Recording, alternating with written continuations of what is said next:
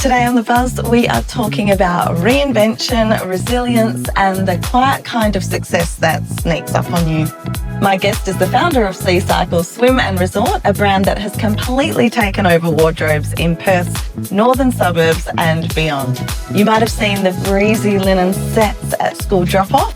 You might even own the recycled fabric swimwear that sells out in hours. But what you probably don't know is that this business started at a Melbourne kitchen table during the pandemic, after a 15-year recruitment career collapsed almost overnight when borders closed. Since then, the journey has included international lockdowns, months in Bali, walking into factories just to make clothes for herself, relocating her family to Perth for lifestyle, and building a brand that recently clocked close to $500,000 in sales in a single month. And yet she's still the woman who sees other mums wearing her designs at school and says absolutely nothing because she's too awkward. Today, I'm joined by founder and designer Charlie Bell to talk about building a brand from scratch, staying fiercely loyal to quality, designing every print by hand, and redefining what success actually looks like when you refuse to miss school pickups. Let's welcome Charlie to The Buzz. So we're going to welcome today in the studio Charlie Bell. Thanks for coming on The Buzz with Bernadette. Thank you for having me. Oh, we've got so much to talk about today. It's very exciting. I've been looking forward to this chat. Now, you've got a beautiful brand called Seacycle Swim. Yeah. Yeah. Now, I have heard that, well, you can spot women wearing your designs, but do you, when you see them, do you say anything or do you opt to not say anything? Never. I'd never approach a customer and say, what I would say is I'd say, I love your outfit, and then I'd walk on. Yeah. Like that happened, I was in Karen up last year, and a woman, like as I came around the corner from near Zara, Yeah. she went the other side, and I saw it, and I like stumbled, and I went, oh, I love your outfit, and then she said, oh, it's from Instagram, and I'm like, oh, okay, thank you, and walked on. And then I saw her again in Cotton On. Yeah. Still didn't say anything. No, never. I would never do that. Like, I regularly will walk past someone in the school and they'll be wearing Seacycle. And I never know whether they know it's me or not. Yeah. So I'm like, it'd be really weird for me to go over and go, oh, hi, like, I made that. Yeah. Because they'd just be like, and? Like, why are you telling me? Yeah. So, I never, ever, ever would go over. It's probably something I need to work on. My husband's like, you're so weird. Why don't you just say something? But I'm even worse, because if someone comes over to me when I'm wearing Seacycle and they say, oh, hey, I love your outfit, where's it from? I don't say Seacycle either. I say, like, oh, Zara. And my husband's like, oh my God, I'm so embarrassed. Like, what are you doing? Or I say nothing. I just go, oh, thanks. Or they'll go, oh, hey, I love your outfit. And I just go, oh, thanks. It's so funny because to meet you, you're so like bubbly and full of life and confident.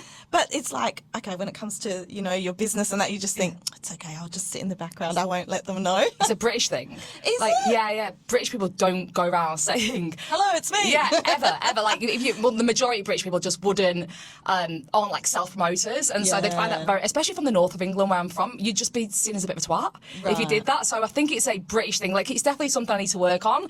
This year I said to myself, if someone comes, I'm actually going to say the words, oh, I own a business.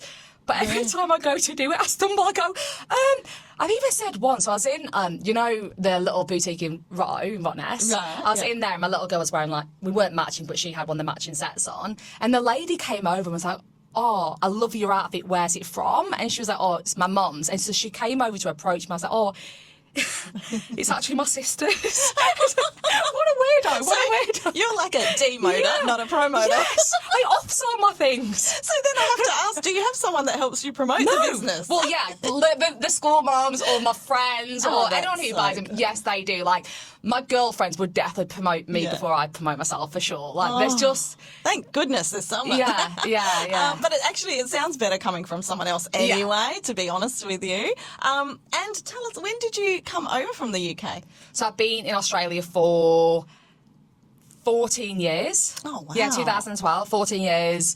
And I've been in Perth 3 years this year. Wow. So still quite new to Perth. Yeah.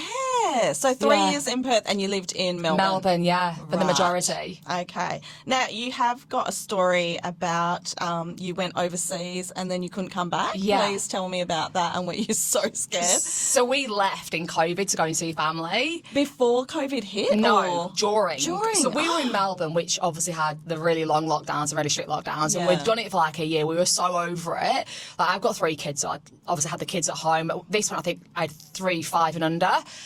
And the eldest was no, maybe 6 and under. The eldest was homeschooling, but the middle one couldn't go to daycare, and the other one was a newborn. Yeah. And after a while, it was like open and close, in lockdown, non-lockdown, and so we took the opportunity to leave to go on holiday, and our intention at that point was to go back for Christmas to the UK.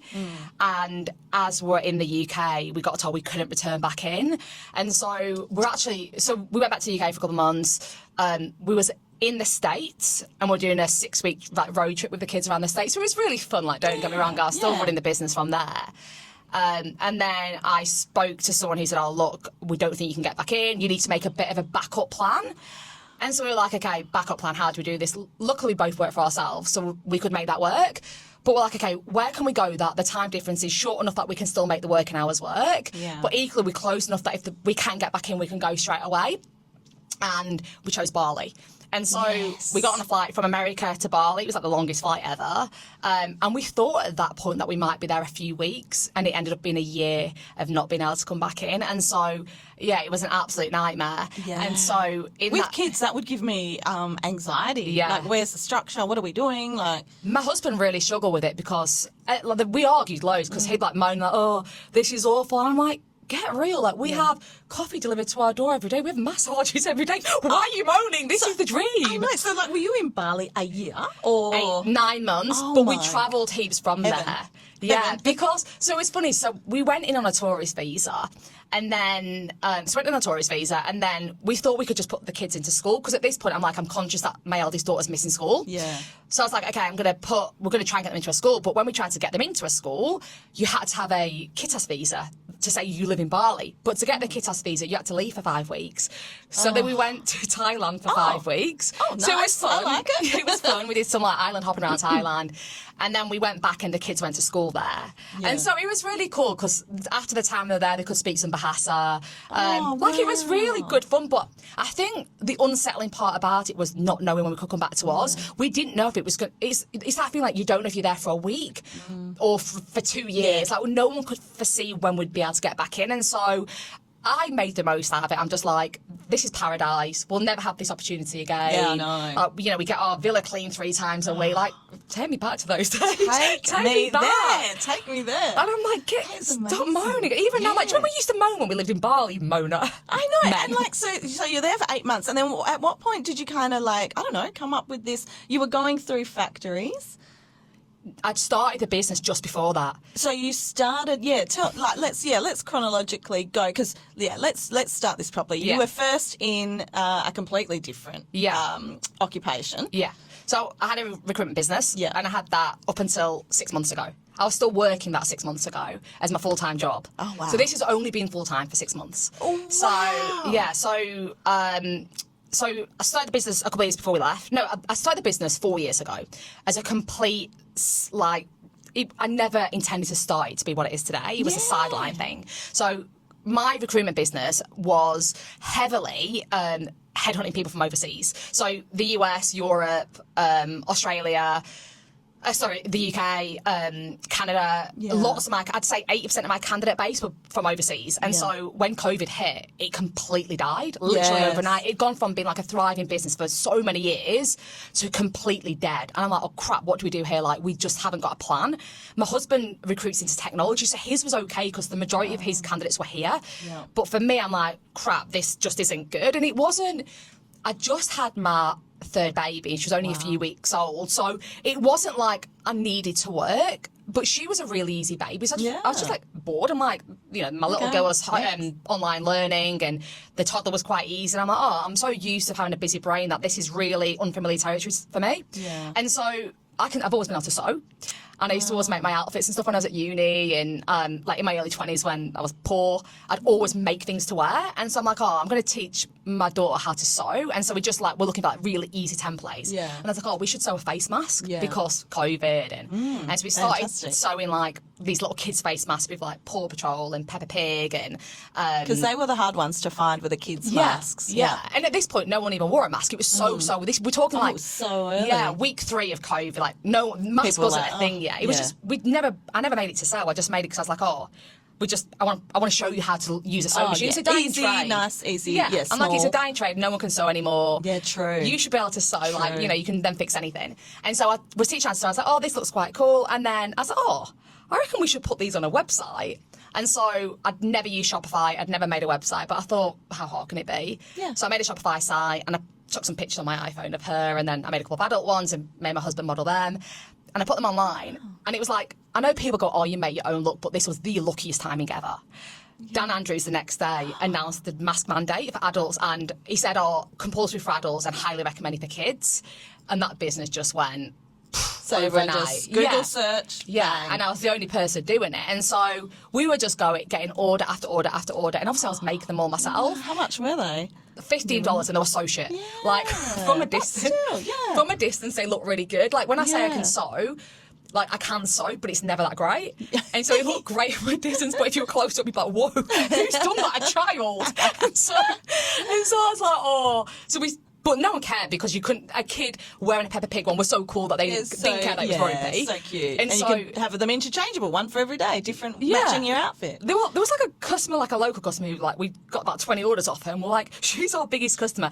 But it was a really short-lived business because when you're like this on the table for weeks straight and you've got 3 kids to look after and it was just... and then the biggest part about it that made it hard is I got really trolled online about it. Did you? Yeah, really bad. Why? Just like, get that muzzle off that kid. Like unbelievably so. It was my first ever, I didn't know those people existed until this experience. No, I know, it's quite interesting. Yeah. And you get, you're disgusting, your child is wearing a muzzle, get that muzzle off, just like conspiracy theorists. And so I had it for about a month, I made a load. And then I was like, recruitment started gradually coming back because I just pivoted a little bit and did more sort of local headhunting. And so it taught you something though. Yeah, and I'm like, that was really cool, but it wasn't me making the product, probably wasn't the right thing to do. Yeah. And so I pushed it aside and I was back to recruitment and life was just normal for the next few months. And my recruitment business was still really busy. But I had this itch. I'm like, I really like doing that. It was fun, even though it was $15 a transaction every time I got one. It was really exciting. I was more excited to get the $15 than a 20 grand fee in recruitment. I was I was way more excited for the $15. And so I just said, addictive, isn't it? Yeah, it was so addictive. And so I said, I reckon I'm going to make some kids swimwear. I say this sort of thing all the time, so I was like, okay, whatever. Yeah. Idea of the week. Yeah, but I am probably someone that, I'll say an idea, but I normally do then follow through with it. Yeah. And so I'm like, no, I reckon I can. And there was no big plan. It was just, I'm going to make some cutesy little, really girly, frilly, age-appropriate girls' little swimwear. I've got 2 little girls who can, model it. Yeah, and that's the plan, and I want to put a difference, and so I'm going to make it all from recycled fabrics. And that was the plan. I sourced Reprieve, which was quite a lot of businesses use it now, but when I started, it wasn't as popular. It's really expensive to buy. Oh, what is that, Reprieve? So it's called Reprieve, and it's melted ocean waste, so discarded nets, discarded plastic bottles. I'd not heard of it. Yeah. Oh, wow. So it's all been melted down, and then I don't know the technicalities here, so I won't look at it yet. But it's melted down, and somehow it's made into this really beautiful luxe fabric that lasts for years. But it's really expensive to make things in this fabric. Right. And so doing a kids-only business just wasn't... I say it wasn't scalable. I wasn't even thinking about scaling them, but I think through default of that... And it wasn't when I say it was popular when I started. It was I'd be getting orders every day, but just a few. And I'd just pack them at night and then do my day job during the day. Yeah. And then when I got locked out over this. Then and it was the following year when I was locked out of Australia.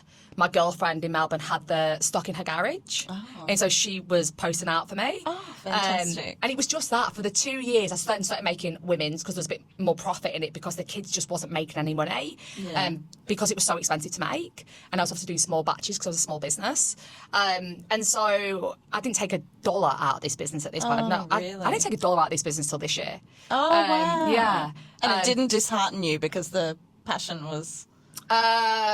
I feel like I was in a really lucky position because I'd been in my other job for so many years that was really secure. So I feel like sometimes we're in an era where people glamorise how quick you can make a business successful. I feel like there's exceptions who are overnight success stories, but most aren't. Yeah. And mine wasn't. Yeah, that's And I never want anyone to think it was. But equally, I feel like there was probably a misconception that the business was making no money because it took me so long to go full time. Whereas actually it was just because I was trying to grow it big enough for me to give up my other job because my other job was so good, like, it had always served me well. And so for 2 years, when I was locked in Bali and when I was still in Melbourne, it was a complete little business that I didn't do anything with. And then I moved to Perth 2.5 years ago. Was it? Yeah, 2.5 years ago. And it had organically grown. I was playing a little bit with Facebook ads, didn't do anything on Google, but word of mouth was spreading. I'd had a good repeat customer rate, and I was like, oh, maybe I am onto something here. And I think I got it to like 20 grand a month at this point. Okay. And then I did a course. I was like, do you know what?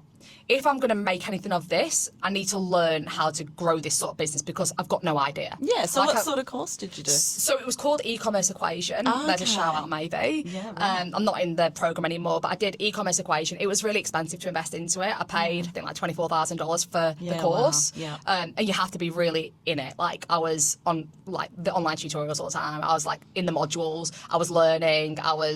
So it's full on. Like you have, but I felt like I had to because you got to be paying so much money. So I'm like, well, I'm going to be on these calls because I'm paying so much. And so that course essentially shows you how to scale a business effectively and to do all the things that you need to do as a founder to scale a business. But by doing it yourself rather than outsourcing it. And so you learn how to like scale ads. You learn how to use Meta. You learn how to do SEO, Google, how to keep your profit good, how to do inventory planning. So it was super helpful. It was really, really helpful. And that was it was not last November, the November before that I started that. No, just before that, so it wasn't. It was about the July time, and I did it for 12 months. And so I finished it early last year, and at that point, the business was doing pretty well. But I thought I need to give it one more year before I go full-time because I thought by the summer, I'll go full-time next summer, and that's what I did. I just did both for that whole time. Wow. And my husband helped me pack, so it wasn't... I've had loads of help like with him. Like, he's been amazing. That's so good. Yeah, and that's just how it's grown. Yeah, so you never initially saw yourself as a fashion founder. Never. It's just organically grown. So then, you can take us through, like, when you're in Bali, how did you even find, like, these fashion, is it warehouses? What do you call them? Like, so I manufacture in China, not Bali. I did look at Bali and I did do some stuff in Bali. Controversially, I find the quality better in China. Yeah. No, I would agree. Yeah. I manufacture in Guangzhou. I think that's how you say it. Yes. I've just been there in January. It's a tricky one to say, that like one. Guangzou. Like, Yeah, I know. I get that when I'm like saying it to someone, it's like, oh, where are you going for the school holidays? Like, Guangzou. I know. I wish there was a short version of it we could say. That's that place in China that makes lots of things. Yeah, that's right. I took the kids there in January to go to the factories and see them. So we manufactured there. Yeah. When I was in Bali, I had like a small little manufacturer who helped me make some bits and sample and all that sort of thing. But how I found the original manufacturers are just loads of research, Googling, looking for reviews. I sampled heaps. And interesting, I was thinking about this the other day. I was like, why did I, because I've got two main ones. Right. And one I've had since the beginning. I was like, why did I go with them? Because their samples were the worst that I received at first instance. Really? Because it was the fit. Like, the fabric felt amazing. But the fit wasn't. So all you needed to do was refine. Yeah, the workmanship was amazing. I was going to say, how do you get from that bit where you go, right, give me samples or send me samples, to like then going, no, I think I need to take this further and take a trip? or do you just go in all in and go and take a trip? Well, with this one, like, so when I got the first samples back, I remember being like, what the hell? These are kids' swimwear and it's a G-string. Like, I remember my daughter trying, and I'm like, oh my God, stop. I'm like, what is it? I was like, saying to the manufacturers, guys, these are for kids. Like, they need to wait. Brazilian to a whole nother level. Yes.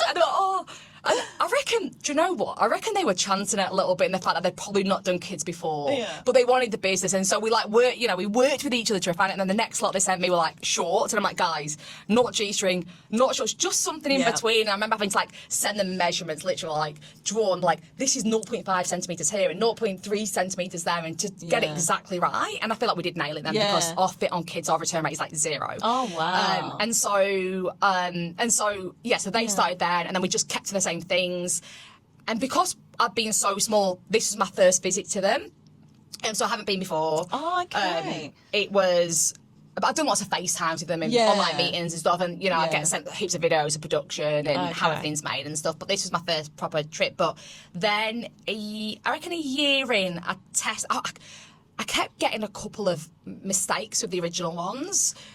Like, not necessarily things that couldn't be fixed, but I'd have a bit of anxiety every time something was coming because they'd just make sloppy mistakes, which were costly mistakes. Yeah. So I tested another one out, who's now my second manufacturer, and I try and as I've grown, I've distributed the work pretty evenly between them, and they probably think that I'm a nightmare client. No, you've got to get it right. Yeah, I'm so pedantic. I feel like... Because you've got to, at some point, take that jump from, okay, this is a sample, but now I need 100 of these made up. Like, are you going to do this right, or are you going to do that little mistake on 100? Well, that's it. I've had things turn up wrong. Like, I've had bulk orders that I didn't sign off turn up and they're completely wrong. Oh. And I think... Will they get it, like, accept them back, or...? Well, I read all the time online of people going, I've had this and the manufacturer won't do anything about it. Touch wood. I'm so lucky. I feel like I'm particularly pedantic. I'm probably their most annoying Virgo client. Yeah, I'm probably most. So recently I got these shirt and shorts, and there was the slightest colour difference between the two. And they were like, just try and sell it, it's fine, no one will know. No. And even, I had a casual doing some packing for Merry Christmas, and even she was like, I don't think you can notice. And I'm like, people are paying hard-earned money for these products. Like, I would feel shit sending them out. And so I made them redo it, but then it's balancing the guilt of making, when I know that number one, that my account manager's going to be in trouble, that doesn't sit well with me. I even was like, how do I sort this out with her without the boss finding out? I don't want her to get in trouble. Yeah. But equally, I'm like, how did you let it go through QC and not one of you noticed? It's just not good enough. I'm paying a lot for the product. My customer does because I do. It's an expensive product because it's really good quality. Absolutely. And so I was like, I hate waste. Like, I really hate waste. And I hate being a perpetrator of someone who is okay to contribute towards waste. And so we sold the shirts as separates. And we hadn't noticed until we'd sent quite a few out. And then I emailed the customers saying, and I think, maybe I'm wrong in things, but I don't reckon a lot of business owners would have done this. Yeah. And I was like, guys, I'm a bit horrified, but I think we've sent you slightly mismatched. And if you notice it, please contact us. And we did. We had about 10 contact us, and there was heaps that went out, so most wouldn't have noticed. Yeah.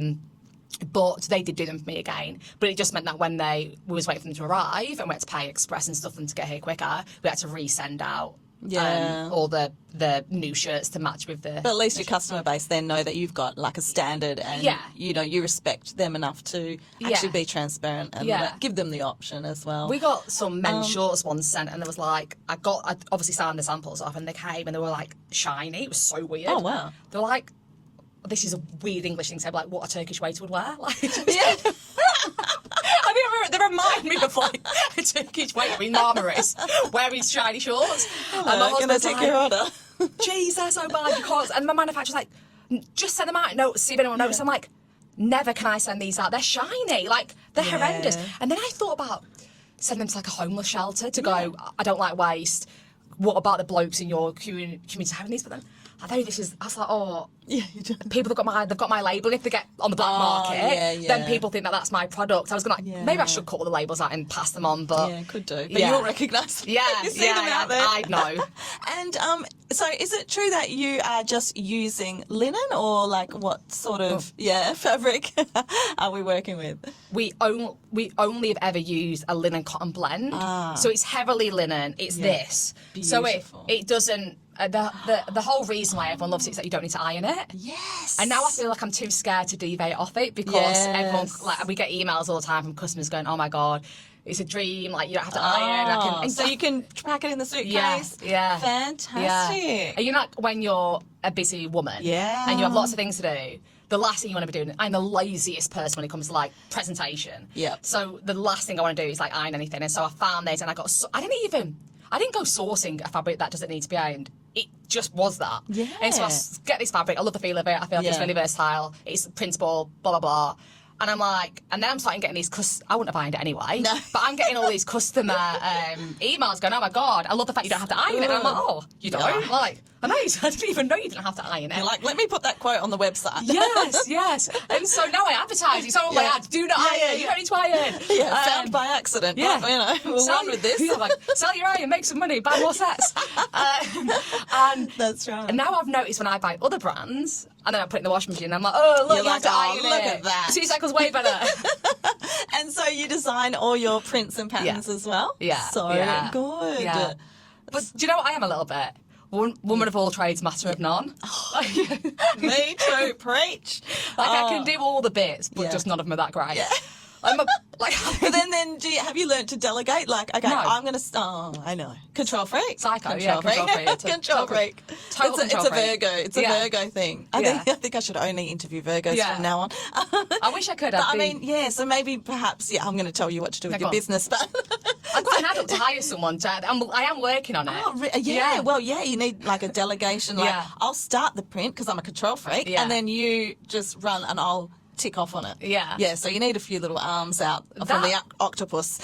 That's the bit that I'm pretty good at, like getting, like trying to find prints that are like unique to us, and like you know, we're not a beige brand, and when I say beige, I don't mean boring, because I love like dish, etc. But like our whole ethos when I started the brand was, okay, why is someone going to buy from me because I'm a nobody? Like, they're not going to buy a white t-shirt off me because I'm not an apparel designer. I am a nobody. I'm not a public figure. I have like 3 friends on Facebook and Instagram. Like, I'm not. There's nothing exciting about me that people will buy from me. And so I was like, I need to do something that's unique, and that was the fact that we were loud, big colours, like bold, for someone who does like a bit of colour in their wardrobe, and like our inclusivity, which goes across all our sizing, like just being able to offer all shapes and sizes, like a little bit, like a brighter. Yeah, but it's so good. And so you offer like, okay, mum can wear this, daughter can wear this, dad, can we all be matching? Or dads and sons, mothers, daughters? We've got some dads and sons shorts, but we're not doing them moving forward. Not entirely, because I feel like I'm just spread too thin, like trying to do like a load of things. The mums and the kids linen sets are really popular. And what age does the kids go up to? 3 to 4 till 11 to am I 11 to 12 or 12 to 13? Like early teens. Yeah. And even that's really hard because I've got she's 12 this week. Yeah, when they turn into tweens. Yeah, she won't wear Seacycle. She's like, oh, Mum, come on. I'm not wearing that. Like, look, put them little frilly I don't think sleeves daughters on. ever really want to represent their mums, like really. Until they get older, she needs to skip that bit. Yeah, I mean, she's always been like the sweetest, like my biggest advocate. Like, she's a really, like, she writes little notes and stuff all the time. She's lovely. But she's just at an age now where she wants to wear something a bit more grown up. She wants to do her own. And I get like the odd mum go, oh, can you make us something for like 13 and 14-year-old girls that's got a bit of extra coverage? And I'm like, look, I could, but I just don't think in this day and age there's a massive market for it, because those girls want to be a little bit more like, crop tops and teen stuff. Whatever's in at the time. Would you do like custom orders? Maybe you could have a custom order section. Too expensive to do. True. It wouldn't be worth it. Yeah, I had someone like email the other day. It was so like, bless her, it was so sweet, but like if you'd read it, it was very, very funny. Yeah. And she's like, oh, she must have seen when I was in the paper. And she's like, oh, hi, I'm looking for Charlie Bell. It's like, use my full name. It's like, I'm looking for Charlie Bell, and I've heard she makes swimsuits, and I got this beautiful swimsuit from years ago, and could she replicate it for me, and like, can I speak to her on the phone? And I'm like, and I've got a VA who does all my customer service for me now, and she forced it. She's like, what do you want me to say? And I'm like, oh, like, I feel so bad. Like, I felt so bad. What if, like, I'm imagining like an older lady. She might have been in her 20s. Like, she could have been young and just looking up to you, like, wow. It was really sweet. I was like, oh, look. I like wrote a message back from me and got her to send it. I'm like, oh, look, that's so sweet. I'm really flattered. However, we don't do one-offs because, we have a minimum order quantity with our manufacturers now, and it's hundreds. Yeah. We just wouldn't be able to. Couldn't do I it. wish I could, but you can't. Like, you can't be everything to, you can't be something for everyone. You can't, yeah. So you are learning to delegate. So you've got a VA. Yeah. And how easy has that made your job moving forward? Like, and what sort of jobs does a VA handle for you? So many, right? Because but so she's not a VA, actually. She's just a remote customer service person. She's not in my office. So I actually had her when I lived in Bali. Oh, wow. She was just doing an So she's from Bali? Yeah, so she was doing my admin for me when I had my recruitment business, and she would just help me, like, organise things because I don't know if it's a Virgo thing, but really unorganised. And Unorganised? Unorganised. Oh, you organised? See, it's disorganised. Chaos. Yeah, it's organised Yeah, chaos. same. Yeah, if I have something messy, it's allowed to be messy. Yeah. But if I want to move these papers perfect, they've got to be perfect. But the rest can be messy. It's weird. It's so weird. My husband's like, your room looks like a teenager's, like your bedside table. Like, what the hell is Sometimes that? mine does. He's like, your bedside table. There's like random sleep tablets and there's like Heaps. And glasses. You don't even wear glasses. It's crazy, but we're allowed to do whatever it is. We're allowed, and I know where everything is. Yeah, it's fine. He's like, oh, where's this? And he's like, oh, you've lost so. I'm like, okay, it might be in a mountain and stuff, but I know exactly where that is. Yes, So don't touch it. Yeah. So she worked for me for about a year, and then she left to go to another job because. And I think at that point, obviously I'm younger. I've learned from this. I felt like I took it really personal. I'm like, oh, she left me. Yeah, rude. Like, how dare she? Like, I didn't do it. Did I do anything wrong? And I'm like, I treat her so well. And then so she left me to go and pursue something else, and that was fine. I was How dare she? Probably got married, had some kids. Oh. And I'm like, oh, I'll take it on the chin. And then I've done everything myself. I've had no staff since I started the business. Wow. And I say it was October this year. I'd just gone full time. Yeah. I'd just gone full time. And Black Friday was coming up, which I knew was going to be a really busy period. Yeah. And my husband was like, every time you go on the customer service emails, you are horrendous. He's like, you're moody, you're snappy, you're biting my head off. And I knew this, like, I fully knew. And it's so weird because the emails aren't even that bad. Yeah. But when you wake up and there's 20 emails of someone going, oh, hi, I've got this size, but I need to change this size. And, oh, hi, I'm 3 weeks out of the returns, but can I swap it for this? Yeah. Oh, hi. I know, I used to work in retail. Yeah, and I'm like, it's draining. Work in customer service. Yeah. Woo. Yeah, it's so hard. And I, hands up, that I'm not good at that. And I kept going because I'm a control freak. I'm like, the emails need to come from me. It's my brand voice. I know how I sort things out. Yeah. And then I thought, you know what, I need to sort this out. Like, I'm spending so much time working in the business that I'm not working on the business. And at this point, we're turning over like hundreds of thousands a month. Yes, so I'm like, I want to get to that. Yeah, I probably shouldn't be doing this anymore. Yeah. Like, I think if I spoke to any business coach, they'd be like, why the hell are you still doing customer service? You freak. And it's slowing you down. Yeah. And so I thought, I'm going to hire someone in Australia to help me pack and do customer service. And I thought, but because it's going to take me a while to find someone, and I started interviewing at this point, I'm going to ask my girl from Bali if she knows any friends who can just help me in the interim organising diaries and that sort of thing. And so I asked her, and then she said, I'll ask around. And then a couple of days later, she was like, oh, would you ever have me back? And I'm like, this is where the character developments come from, because old me would have been like, absolutely not. You've done me, you're not getting your job back. But no. Because I've grown up a lot, and I'm 40, I'm like, I need to. I was like, oh, she was great. She had my brand voice. She used to write like me. Now. I'm more mature. Yeah. She actually was great. Like, I had no issue with her. Why wouldn't you? So I was like, yeah, let's give it a trial and see how it goes. So she's been back with us a few months, which has been the biggest load off my mind ever. Yeah. And it's been amazing for me because. So good. The old me's not back, but like 75%. Like, my kids are like, oh, mum's more pleasant at the moment. That's so good. And so you've got one person in Bali and then you have a physical person helping you pack and stuff yet? No. So you're still a one man? Yeah.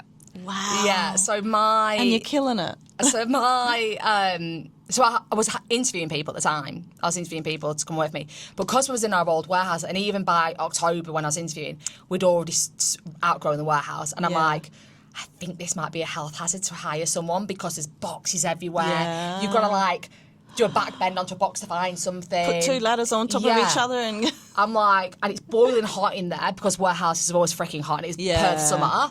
And I'm like, I don't think I can hire anyone because I'm definitely getting a lawsuit against me. And I'm ex-lawyer, right? So I knew this. I'm like, there's definitely a lawsuit against me. Wow. And so I'm like, I don't think I can hire someone yet until I've sorted the warehouse situation out. But crap, how am I getting through Black Friday? And what's going to be now our busiest period? And then, so my husband has got a recruitment business. And I said, would you take a little bit of time away from that, help me out for a few months, just pack and doing some logistics stuff. Yeah. You can go back at some point, just not yet. And he's done that, and so we've done it together for the last. Since October, he's packed pretty much every single day. And then my girlfriend when we went to China, my girlfriend worked as a casual for me doing the packing then as well. And, she looked after my dogs and worked for me. So she was a dream. She's a dream boat, that great girl. That's fantastic. But today, I know, because when we were messaging, you were going from old warehouse to now new warehouse. Yeah. Are you feeling just like, I can spread my wings now? No, I'm feeling like I'm having a nervous breakdown because I left it last night. And you still came for the podcast. Yes. I left it last night, and so the delivery guys, bless them, dropped my TV on the way in. Like they were moving all the stuff from the old one to the new one, and we have a TV in there. So like if the kids have the mates in there and stuff, they like got the Nintendo. Yeah, it's good. And the guy dropped the TV on the way in, so it was like smash TV, and then it was just, my daughter had, my daughter had acro, luckily her friend took her, my son was, like, I just had kids everywhere, and I'm like, I'm in there, if I showed you a video, you'd die. It looks just like the worst teenager's bedroom. You walked in here today like, happy, bubbly, I thought, oh my God, she's amazing, look at her Miss Personality. And now I'm like, I've got to go back there this afternoon, and there's a deal with that chaos. I can't look. I'm just like, take it away. I can't look. I thought, right, it's massive, and I'm like, because I missed something out. We borrowed another warehouse in this period. So in October, I'm like, shite, we just can't grow because we've got too much stock coming in. We've just not got any room. So luckily, the guy in another warehouse on our little square said, why don't you use mine? I'm not using it. So we was subleasing his, so we was working at 2 warehouses, and so we've had to empty both. And in the moment, I'm like, okay, my new warehouse is massive. I've got so much room for my new stuff, but actually, now it's all in there. I'm like, crap, how long are we going to be in here for? Oh, shit. I've just paid thousands to break the lease on the other one. I'm like, this better last me. The shit's getting real now. Yeah. So and what sort of, let's get to the turnover. Let's get to the dollars. What sort of turnover have we seen? Like from a business that you didn't even know you were going to fall into. What's the turnover? Well, I know, so the newspaper article that was written, and that editor was a customer. So, I'm so weird that I'm like, oh my God, everyone's going to think I've, called up the newspaper and like, oh, hi, can you write a story about me? Absolutely not. That's my worst nightmare. She contacted me That's your English side again. Yeah. No English person would do that unless you're a swat. In Perth, I'm sure everyone would do all the people do it. The maths people do it. I'm making so much money. Hi guys, come can with you me and put me watch in the paper? Yeah, I'm in the paper. Absolutely not, right? So she contacted me. She's like, I'm a customer of yours. Oh. She was like, I'm the editor of Perth Now. Yeah. She was amazing. She's like, can we run a story about you? I see your stuff. And I'm like, and at first I'm like, no, that just can't happen. And my husband's like, you're so weird. You need to get over this. Just do it. You're so weird. So she called me and we did the interview, and she obviously asked me a little bit about turnover, and we'd just come off the back of November, and we'd done 500,000 in November. And then it's then the headline's like, per mum does 500,000. And I'm like, oh my God, that's so embarrassing. She's going, great, that's a great headline. Everyone's like, can I borrow $20? I'm like, you're like, no, I've got nothing. I've got nothing. I'm fucking skint, mate. No, but what people don't realise is how much money you pay, all the courses you do, the 25,000 course here, this and that, and the warehouse rental, and it's, The most underrated saying ever is turnover is vanity, profit is sanity, because that is so true. I say this to people, and I think they think I'm joking. I am poorer today than I've been in 15 years. Okay, I swear to God. That's going to lead me to my final question that we've got time for, is if there's anyone thinking about getting into the fashion business, or, even they sew themselves like you did, and what's your advice to them? So my number one advice is probably don't do it, because I wake up most days and you're so inspirational. No. and regret it. My advice is, and this is the most, like, I feel like if you take anything away from this podcast, please take this away. Yeah. When you are scrolling online as a young woman, 40-year-old woman, whatever, and you see all these, like, founder-led businesses, and they're like, spend the day with me running my multi-million-dollar business, and then make it look like a breeze. It is the biggest bullshit ever. Come back and order with me. It's never that, like, the only reason I've been able to get the business to the size it is today is because I had another business that was really successful. Yes. My business wouldn't exist. So you could lean a little bit. Yeah. Like you see the odd success story where a founder comes from nothing, they've got no following, they're not an influencer, and they're a nobody, and they're an overnight success story. They are a 1 in a million story. Yeah. Like, that's just not reality. I know, because it takes a long time to build an overnight success story. I've definitely not been an overnight success. I don't even think I'm a success now, FYI. I do. But but you running a business is so hard, like so hard. Yeah. I mean, staying at home with the kids is definitely harder. And juggling kids and a husband and making sure it all works. Yeah. And not one. Yeah, especially you need a supportive husband because it's something that can actually make or break as well. I wouldn't be able to do this business if I didn't have a husband who does everything at home. Like he does, like all our friends joke like, oh, he's like a dream man at home. Like he does washing, lunch boxes. He's a dream man. He's going to make us cut this bit out probably. Yeah. I would never, ever be able to focused on doing this if I didn't have his support in doing that. And like I feel like that he's probably a bit of a dying breed. I know in lots of families the man goes out to work. It's obviously it's a little bit of an aged thought, but the man goes out to work, the woman stays at home, and she's like the default parent. I feel like we have a really good balance, and we always have. That's so good. From being in our 20s, everything's 50-50. Like everything, we both work, we both are pretty career driven, but equally he's really hands-on at home, and that's made a massive difference. Oh, that is so good. That's so good to hear, and it's something to aspire to. Well, I'd love to say you've been so wonderful to talk to today. I actually feel like we've talked a million times before. Like I feel very it's fellow Virgo energy, I think. And it's been so nice talking to you, and I've learnt heaps. And thank you for being on the podcast today, Thank you so Charlie. much for having me. Thank you. Have a beautiful day. And you, thank you.